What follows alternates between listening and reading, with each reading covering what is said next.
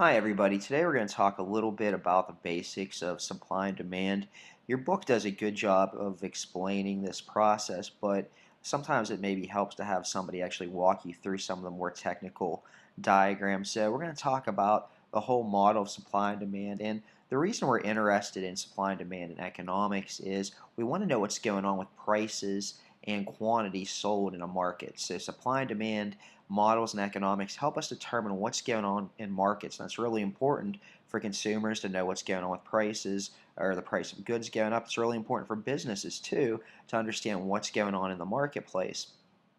So one of the first things we look at when we're talking about supply and demand is what we call a demand schedule. And we have here an example of demand schedule for Elizabeth. And what this basically shows is how much coffee Elizabeth would buy at different price levels.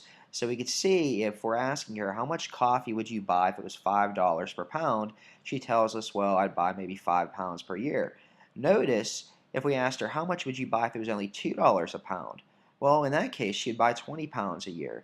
It makes sense she'd buy more of a good if the price went down.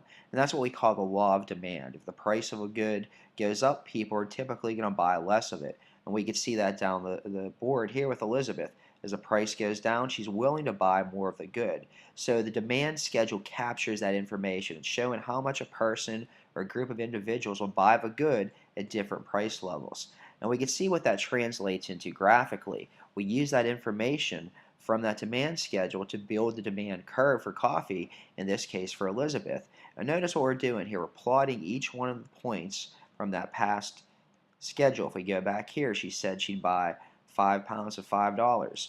Go and look at the demand curve. Well, if we look at $5, she's buying 5 pounds. That's where that point comes from. So each one of these points on this curve comes from that demand schedule. Notice what's being measured here. On this axis, we have the price of coffee. All right, down here, we have the quantity of coffee. So this point that we discussed represents how much coffee she would buy at that price level. So we're saying if Elizabeth had to pay $5 a pound for coffee, well, she'd buy 5 pounds a year.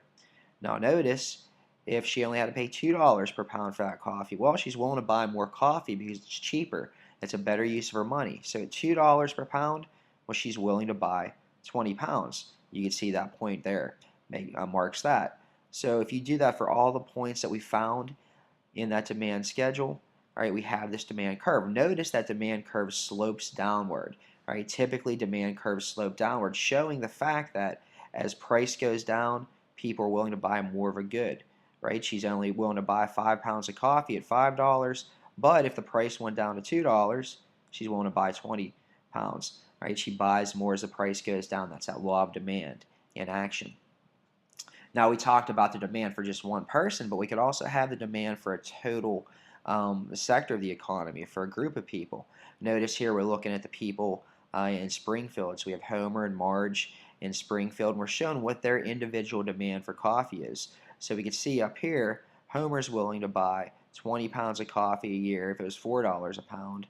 If it's $3 a pound, he's willing to buy even more, 25 pounds per year. Makes sense. Price goes down, he's willing to buy more. We can see if we plot those points out down here, all right, we have his demand curve just like we did for Elizabeth.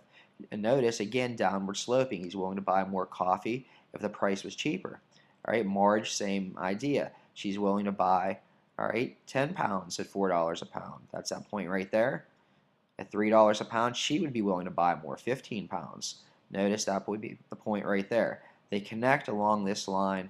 All right, that's Marge's demand curve, just plotting out how much coffee Marge would be willing to buy at different price levels.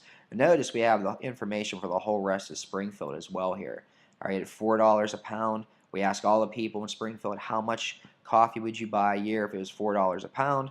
Well, altogether, everybody adds up to $29.70. If it was $3 a pound, people would be willing to buy more. So we ask everybody in the town of Springfield, how much would you be willing to buy at $3 a pound?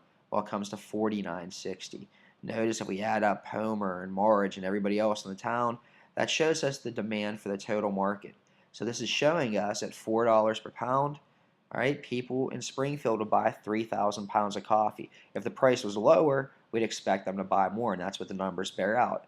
If the price was $3 per pound, they'd be willing to buy 5,000 pounds of coffee. Now, the actual price in the market is going to depend on both supply and demand. So we just looked at the demand side so far, and you can see what's going on. As prices go down, people are willing to buy more. So our demand curve always downward sloping.